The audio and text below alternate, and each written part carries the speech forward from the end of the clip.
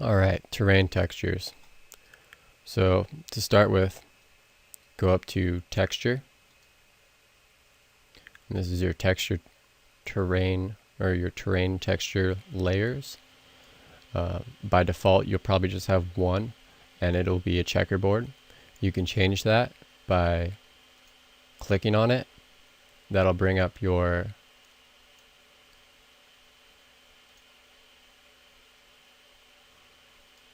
I had them together. Okay, that'll bring up your material editor. And in order to change that checkerboard pattern, all you would have to do is go to whatever you want to change it to and have it highlighted. Go back over to terrain texture layers and say assign material, and that will assign that material to that layer.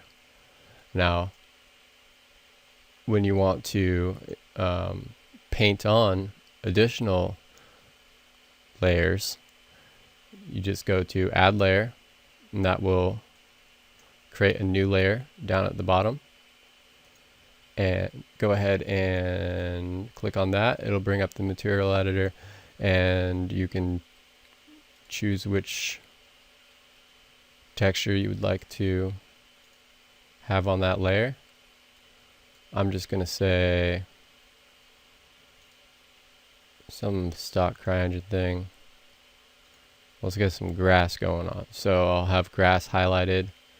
Go back over here and say assign material. And it is now grass 9 down there. So it's a good idea to name the layers, because we'll need to pick them from a different menu later on.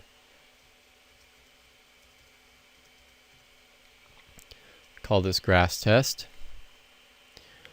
Okay, so once that's set up, and make sure that the terrain type is, or the shader type is terrain.layer. That's important. We can close out of these windows now and head on over to the layer painter under terrain.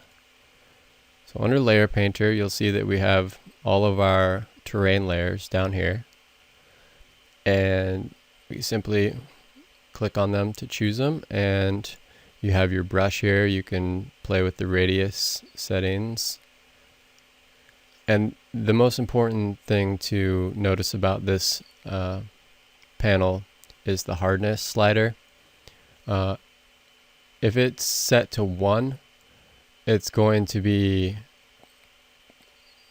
not picking up any of the color from your mega texture. We want it to pick up the color from the mega texture, so have it set to 0, hardness to 0, and that will pick up color from your terrain and make it look a lot better. This still doesn't look very good, but that's because it's just a stock CryEngine texture. Now, oftentimes the terrain layers will come in way too small. This one, it's about right, but let's say that it did come in way too small. We go back or open up our material panel by pressing M. Use the picker object, or the picker tool, to pick that material. And in order to scale it up,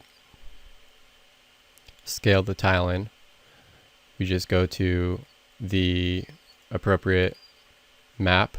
And if you have, say, a speck, a bump, and a diffuse in your terrain texture, then you'll have to do this for each one, or else it won't look right. So go to the drop down menu and then go to tiling, drop that down, and you'll have to tile in the U and the V both. I'll just put this to 0.1, 0.1, and you'll see that that's scaled it up considerably. Looks a little bit better from a distance that way. Alright, that's pretty much it. You can have any number of terrain textures to paint from.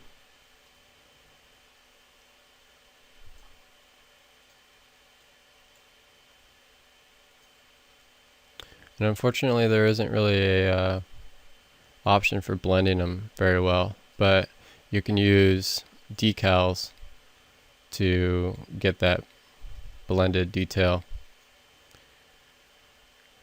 That's about it. If you have any other questions, just let me know.